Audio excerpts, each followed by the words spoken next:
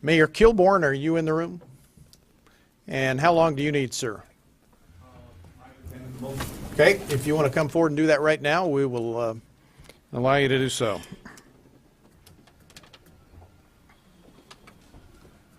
Please press the red button there, Mayor, and you have somebody with you if you don't mind introducing him as well. This is Mike Watson. This is with Protect. Okay. Welcome to the committee, sir.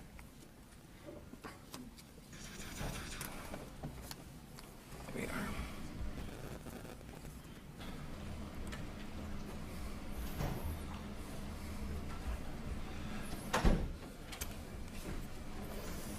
Come on.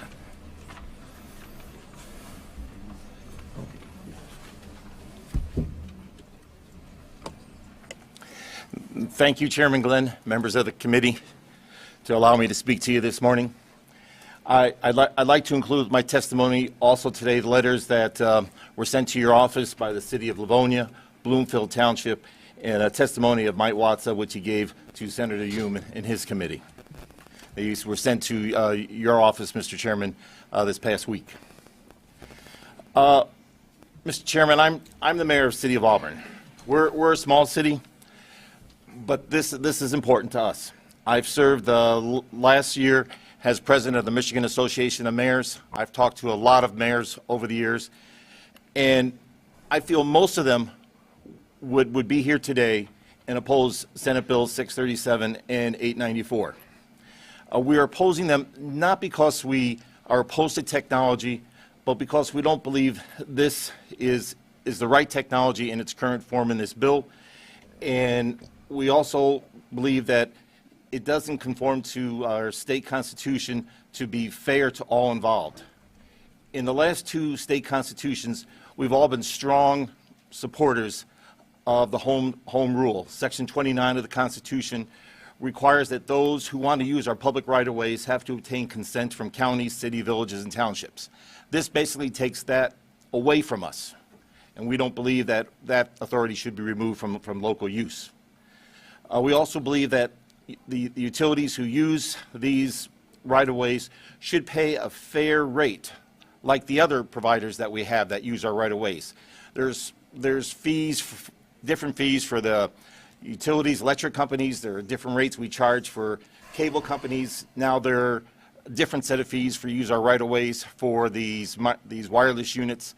And somewhere along the way, I fear that we could get sued by saying we're not playing fair from one to another because of different rate structures, because they have access to these rates. The main wireless companies, they're profit-making corporations. They make millions and billions on these things. If we give them right-of-way access, where's the trade-off truly to us? It was said this morning here, sitting at this table, that the equipment on the poles are going to be about the size of a briefcase. I brought mine kind of up with me here today. This is a computer bag. It's not exactly an official briefcase, but it's close. While sitting in the back there, I Googled measurements. It's 0.6 cubic feet. 0.6 cubic feet. But yet the bill says we're going to have, 34 cubic feet we're going to allow on our poles. If they say it's going to be the size of a briefcase, why are we putting in the bill that it's going to have so much more room for equipment on there? They also stated this morning there's going to be no co-location. So I can't say, well, Verizon's going to be on 3 poles, or sharing them with Sprint, sharing them with the next carrier. Nope, they're going to each have their own. So I kind of look at this in urban areas, more populated, because they did say that the service is dependent on demand. So the more larger communities will need more of these than smaller ones like my town. So I look at a grid about 500 feet apart, because they say the radius of the signal power is 300 to 800 feet, so say 500 feet. So I look at a grid, take a large community like Lansing or something, and about every 500 feet on this grid, they're going to have a pole, and that's just one carrier if they want to do all that they say they're going to do. That just seems way overkill.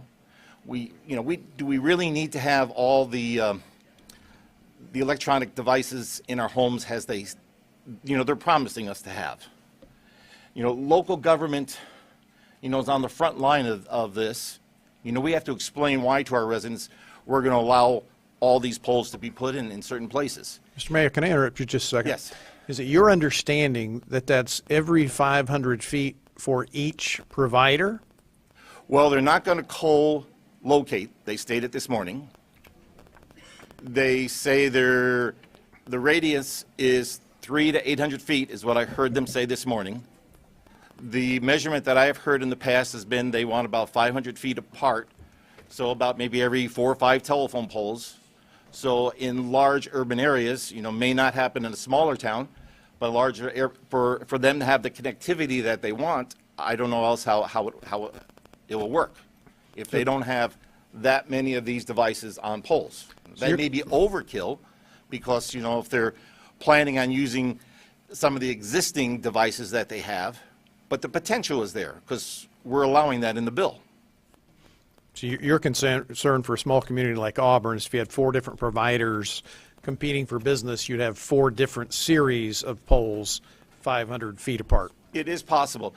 A couple years ago, we had a representative from Sprint, which wanted to put up a 120-foot tower in our city. They wanted to put it up by our high school. We told them, no, can't put that in our right-of-way. We offered them a couple other locations, and they said no. They also said if we did do this, we might need 2 or 3 more of these in our town. And that was just Sprint. So what if Verizon wanted to have access to the students in Western High School? What if AT&T wanted to have access with more of them in Western High School? How many of these poles are we going to have? And we've all seen these 120-foot poles. They're hideous. I had a meeting with some representatives earlier this year. They showed me a picture of a decorative unit, which they were building for the city of Grand Rapids, and, kind of big and bulky, and it kind of looked hideous because the bill does allow for provisions to have in decorated poles to have something done. We spent hundreds of thousands of dollars in Auburn. We have 121 decorative poles that replace the existing poles that run down our main street in Auburn. So going to put one here and one here and one here for one provider. Mr. Mayor, just so you know, I've got to cut you off in about Yes. 3 minutes. Okay. Thank you. But So, I guess where I'm getting at, there's local government needs to have more input and more say in these things. We need to have the right to be able to say where we want things and where we don't want things. We're not here to fight technology because as a whole technology is good, but it has to be the right kind of technology. They make millions of dollars, but yet if you look at their financial statements, they make millions and billions of dollars, but they won't spend that money to reach those areas, those more rural areas, to run that cable, to run that wire, to put it in, which they have the money to do that, but they don't because there's not a return of profit for them in those areas, which they could do today, but they don't. These are badly written bills. They're complicated for local governments to fully follow. We can be penalized if we don't do certain things exactly the right way in certain time frames. And, as I like to say, it's my city commission meetings, at the end of the day, we're here for the people. We're not here for big business. We're here for the people. And I just hope all of you bear that in mind, that we need to do that. Thank you. any questions of Mayor Kilbourn? Okay.